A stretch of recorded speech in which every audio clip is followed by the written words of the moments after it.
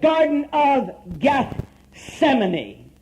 Would you write that down? Gethsemane.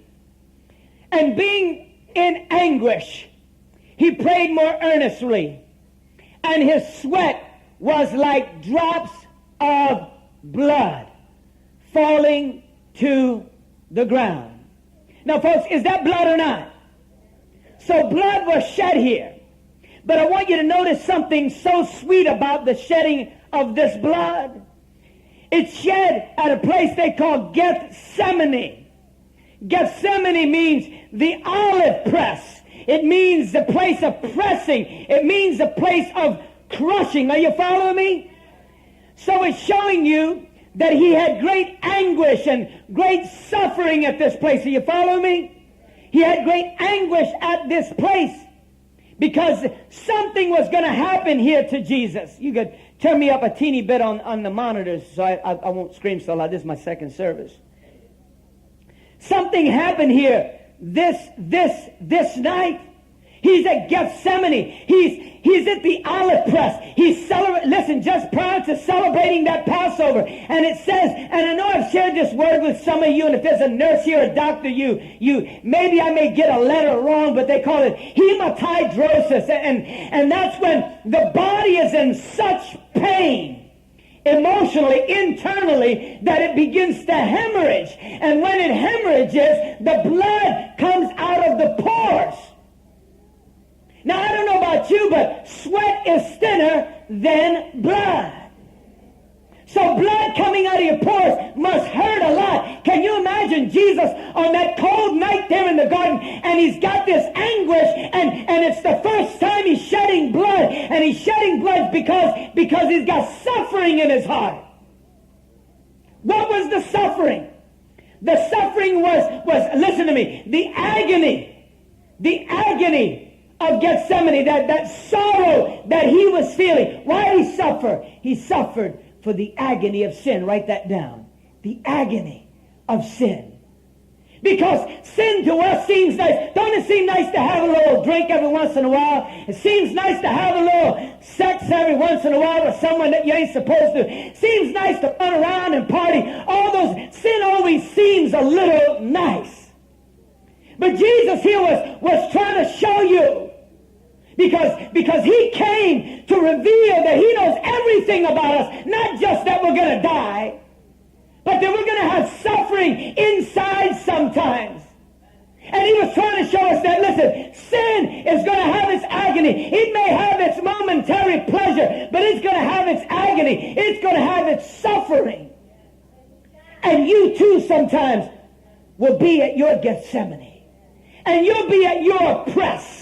Or you'll be depressed, or you'll be in anxiety, or you'll be in a place where you feel like you're crushed, or you'll be in a place where you feel like you're alone. And in that place, he said, when you begin to feel like you're about to lose it, have a nervous breakdown, a half a breakdown, a part of breakdown, a full breakdown, take me to the hospital, get me away, I can't take it. He said, I know where you've been, because I had the agony when I felt alone. And do you want to know what the cup was that day? The agony he felt was that he knew he'd be separated from his Father. The knowledge that when you sin, you got to be alone. You're going to be alone. I don't pay for your sin and you don't pay for mine, but you're going to be alone. So in the Garden of Gethsemane, he shed blood for the agony of sin, the sin of separation. He shed blood someplace else, a place called Gabbatha. John 19:13, please. Are you with me? Say amen. A place called Gabbatha. When Pilate heard this, he brought Jesus out and sat down on the judge's seat at a place known as the stone pavement. If you're in that text now, if you're in John 19:13, circle that stone pavement, which in Aramaic is Gabbatha. Now listen, we got a lot of people here that are from the street. We got some that really aren't. We got some that are from the neighborhood. Some of you that are, are streetwise. But how many of you have been in a fight? 3 people fought in this whole church. Anybody here ever been in a fight? Did you ever have a fight in the wrong place? And somebody tries to talk you down and say, hey, why don't we take this out on the pavement and straighten it out? Right or wrong, am I right? Come on now, how many of you said that? Why don't we take this out on the street?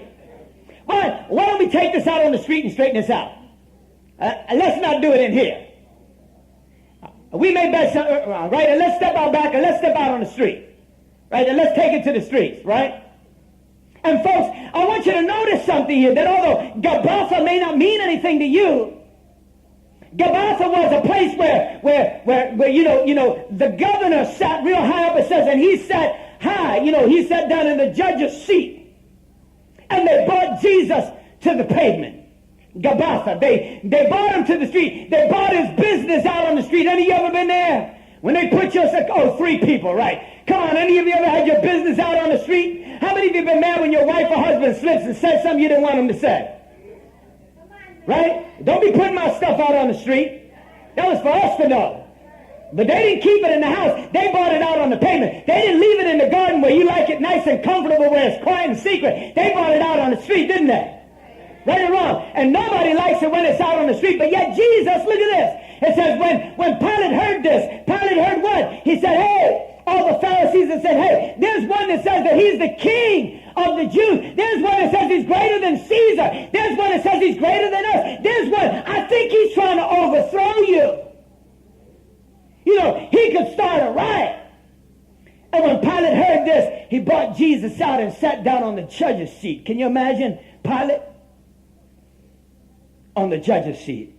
And down there is Jesus on the pavement. Think about that. Known as the stone pavement.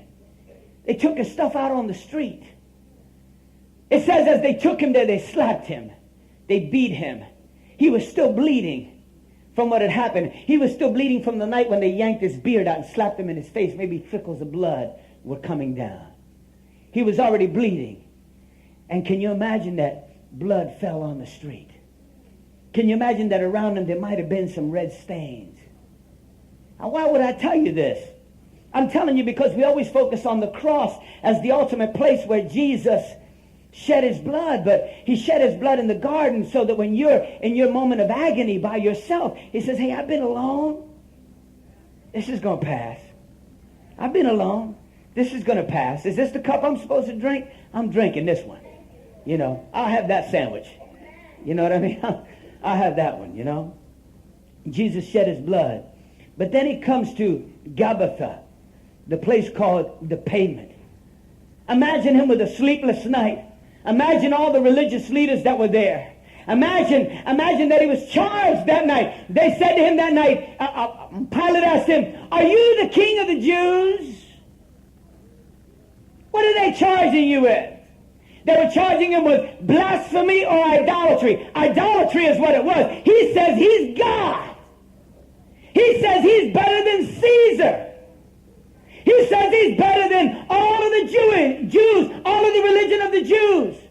He says he's better than, he claims to be the Son of God. We know him from Nazareth. But he shed his blood at Gabbatha. Why did he shed his blood there? To show the shame that sin brings to us in public. Write that down. To show the shame sins bring to us. The word says what is done in secret shall be brought to the light. How many have ever been exposed? How many of you are liars? Somebody, you know what I mean? How many of you have ever been exposed? How many of you had your stuff out there put on the street? Come on now. How many of you can't remember? You have memory loss now. Now you have Alzheimer's, right? How many of you ever had your stuff put out on the street where they're like, man, everybody found out about that? Isn't that the worst thing in the world? Isn't it the worst feeling in the world because you feel like, man, I don't believe that, man. They lied about me. I ain't no idolater. I am the Son of God. I'm no blasphemer. I have been with God. I'm no phony of the devil. I am a miracle worker. They falsely accuse me now. Now, shouldn't he? How many of you will stand up if somebody says something about you and you ready to throw down? Come on, who? Right or wrong? Oh, let me backslide 10 minutes and square this puppy away. How many of you? Oh, just let me, what? You said what? Yeah, you're right. I'm going to go right up there and straighten that right out. Right? You just, and listen, and I will be saved later, because I'm going to go right to Pastor Jim. I'm going to confess the whole thing. I beat him like a stepchild, but for now, I'm just going to go straighten this out. How many of us? We jump right into the flesh the minute our stuff is out on the street and they give us a bad name. Did you hear that or not? I didn't hear any noise in the operating room. The minute they give you a bad name or they defamate your character, say something about you that wasn't true, or maybe they misunderstood something you said and put a little twist on it and got the spirit of what you said, but not exactly what you said, and you want to go straighten them out. Let them know what the real deal is. But look at Jesus. Jesus didn't say a word. They put his stuff out on the pavement. They put his stuff out on the street. They had him out there in front of everybody. He said, I don't have to defend myself. You say what you want to say. I'm from a greater authority. My God is going to defend me. He shed his blood on the street. He shed his blood on the pavement. And why did he shed his blood on the pavement? For the shame that sin would cause. Gabbatha was a public display of the effects of sin. Write that one down. Next time you see they pulled your little pants down in public, and I'm not talking literally, right? And you wonder why you all embarrassed? That's because they got your number and it ain't Colt 45. Don't complain. Jesus shed his blood there too, so that you and I won't be scared. That's okay. When men falsely accuse you, that's okay. They're doing it for my sake. They have to deal with me later for messing your name up. Don't be getting in the flesh just to defend your name. That's a temptation of the devil to make you try to defend your name and fight. Go get it right and then get saved in 20 minutes. Go make it right with God. Think about that. Gabbatha, they stripped him of his clothes. Don't you remember that? They slapped him around, they beat him around, they stripped him of his clothes. How'd you like to be out in public in your underwear? Come on now. In your underwear, all beat up. You the king? You the king? Hail King Bobo. Bang! How'd you like that? Have your stuff out on the street. If I was Jesus, now I know why I'm not. I didn't come from Mary. Because I'd have whooped up on them Roman soldiers. I'd have whooped everybody's butt. I'd have beat up everybody. And they said, Father, forgive me for what I had done. Let's move on. Really, I'd have wanted to, at least, I was saying, Jesus, at least fake it. Act like you carrying the cross and punch one and just, do something. Right? You follow me? And carry the cross, and as the beam is going by, smack two of them in the head with the cross. Just do something, but nothing. He didn't defend his stuff, did he? Did he? And yet, you and I let somebody cry. Oh, no, she won't. Oh, that's my kid. I don't mess with mine. I love that whole New York thing. I never heard it in Philly. I'm just going to goof on you a little bit because it's just so funny. Oh, no, that's my world. What's up with that?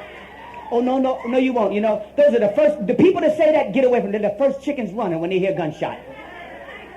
The puppies are marathon sprinters. They deserve gold medals. Oh, no, that's my world. That's my girl. They ain't doing nothing. They ain't doing nothing, but they're sprinters. That's my world. I love that. We didn't say that in Philly. We said something just as stupid, but I forget what it was at this moment. Oh, yeah, that's right. I thought I was black. I said, oh, no, that's my homie, man. You're going to have to deal with me. Oh, yeah.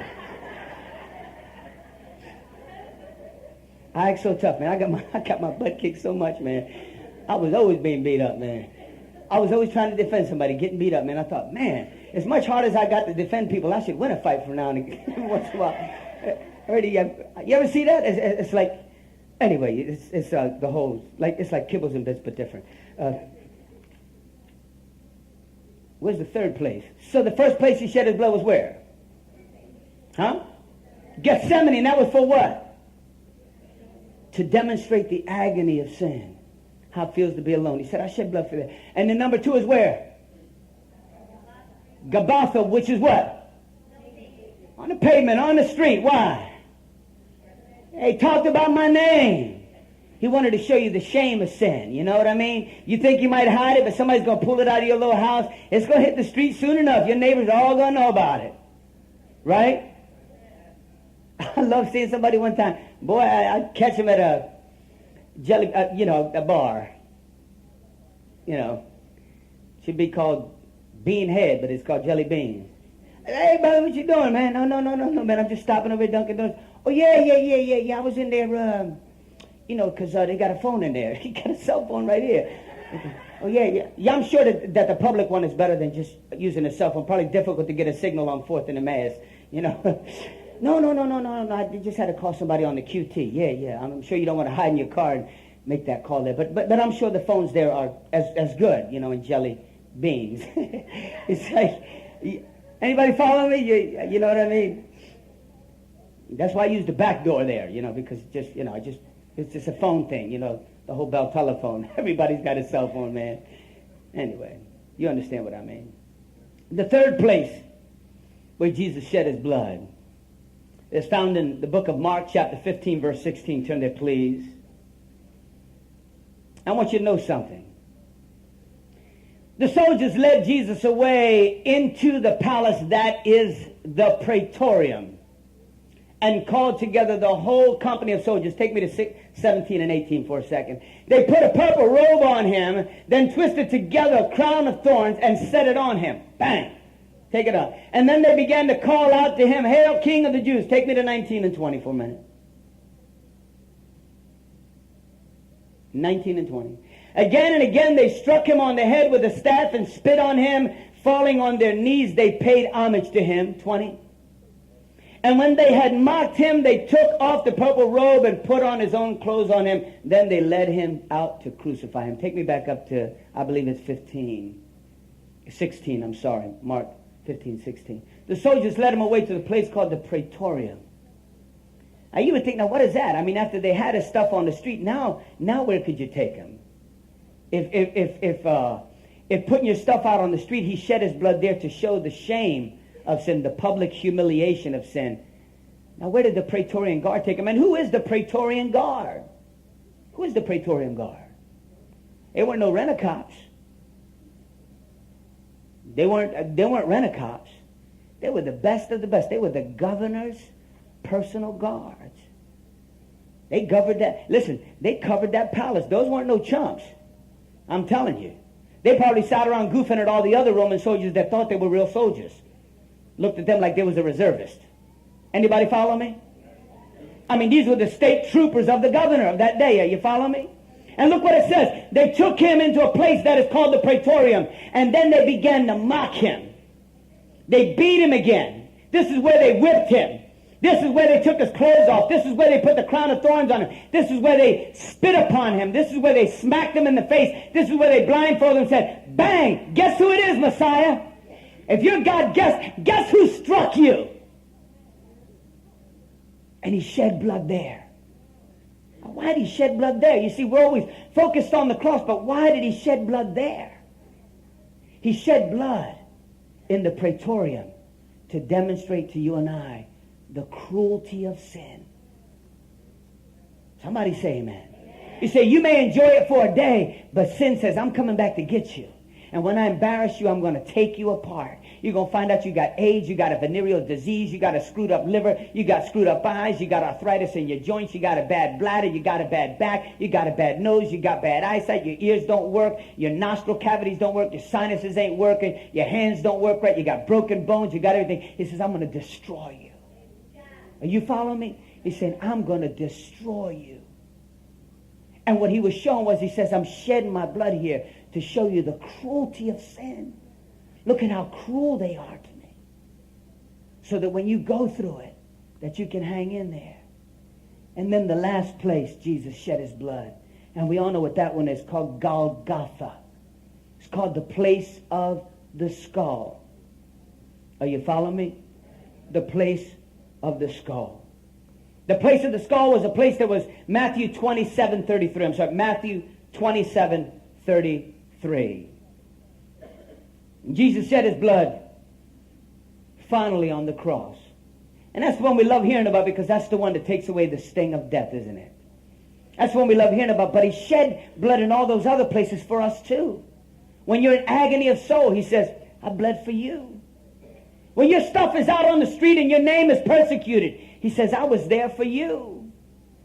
When you're being treated cruel by sin and it's taking your life apart, it's just pulling your life apart, he says, fear not. I shed blood there for you too. You may not be all you used to be, and you may creak when you get up, he said, but you keep standing for me, and I'm going to make you stand till the end. Anybody with me? He said, you may walk into heaven limping, he said, but you're going to walk in bringing a bunch with you. You follow me? Then the last place. Then they came to a place called Golgotha, which means the place of the skull. And we know that the skull has always been used as a symbol of what? Death. So after he suffered for my agony, after he suffered for my shame that sin would cause me, after he suffered for the cruelty that sin would cause me, then he finally bled at Calvary for the death that sin would cause me. You see, after you've suffered all this, that's just the suffering part.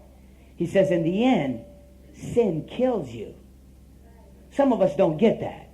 We think we can mess around and screw around and play around, and it's just all going to be, I might get AIDS and I might not. But we don't know that the end is, it's going to kill you. It's going to kill you. So the last place he shed his blood was on Golgotha. To the Romans, it was a perfect place to murder somebody. Complete shame. Complete humiliation and embarrassment. It put you up there in a little loincloth and just and put that thing so you could rest out your feet on it and push up and catch your breath and then come down and let your lungs almost try to collapse. By this time, he was already crushed. And yet he shed his blood there. And you wonder why he shed it there? He shed it there so death could sting you no more. Are you following me? So folks, when you think about Jesus this week, and I know I'm not slam dunking this sermon, screaming and shouting, running up and down the halls. Didn't want to do that. I didn't want to make this message about how well am I preaching it. I wanted to make it how well are you catching it. See, I'm pitching to you. I want you to catch it. I'm lobbing it real slow. When you're in agony, all by yourself, Jesus said, I was all by myself, and I bled for you.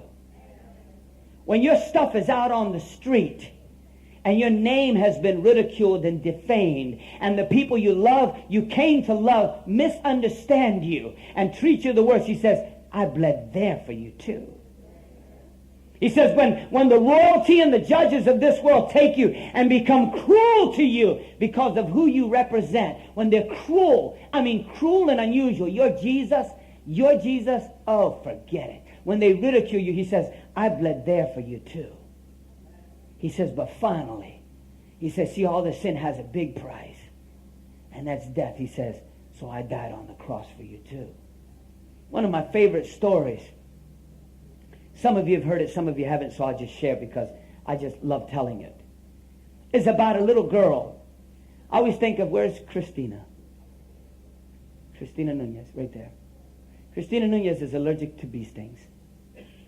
Went to Puerto Rico for my first time, and she went there, and I got to see her turn purple down in El Yunque, which was 4.5 miles down, and we had to, I didn't know what was going on with her. I almost had to carry her wheeled up those steps. She'll probably cry thinking about that. But then we had to drive down on an island where I'd never been before and try to get her daughter to a hospital so they could stick her with a bunch of stuff because she was beginning to go into what they call anaphylactic shock, right? Am I correct? Because she's allergic to bee stings. And she's like turning blue and purple. She's always been cute, but blue, she's not that pretty. Blue and purple, Anyway, the point of my story, that made it even more real.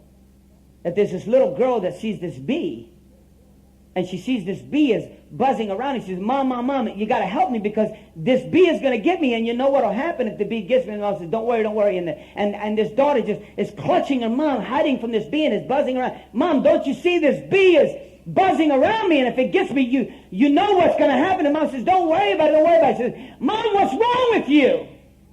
Don't you care if this bee gets me? And the mom did like this. The mom opened up her hand, and in the hand was a stinger, and said, he can't hurt you. I already took the sting away. I took the bite for you. You follow me? And when I think of Golgotha, that's the ultimate place of shedding blood. And we love that, don't we? He says, I took the sting for you. Hell and death has no sting upon you anymore. But before I get there, I just wanted you to know, because you're people of God. And I know you have moments of agony.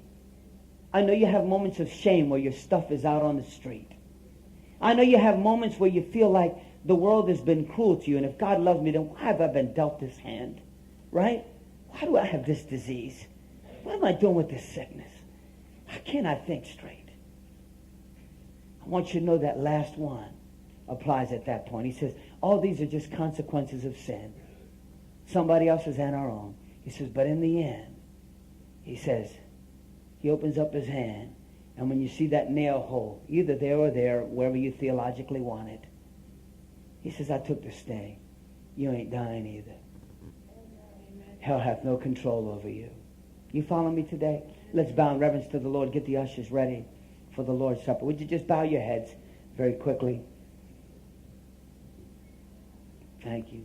Right now I want to ask, listen, as every head is bowed, is there anyone in this house, right here within the sound of my voice, that would say, you know, I've known about the Lord most all my life, or part of my life I've heard about him, but I've never really accepted him as my Lord and Savior. I've never accepted him as being the one that took the sting for me. Would you just raise your hand, please? I just want to pray with you. Today's a communion Sunday. I'm not going to embarrass you, make you come down here. I just want you to raise your hand, and I'll pray for you. Nobody else is looking. Thank you. Anyone else? Thank you. Thank you. Don't be ashamed. Thank you. Thank you very much. 2 or 3 people. Thank you very much. I'll pray for you in a little bit. At this time, Pastor Lewis, if you can get the elements already. If the ushers and usherettes could come down at this time, please. Thank you very much.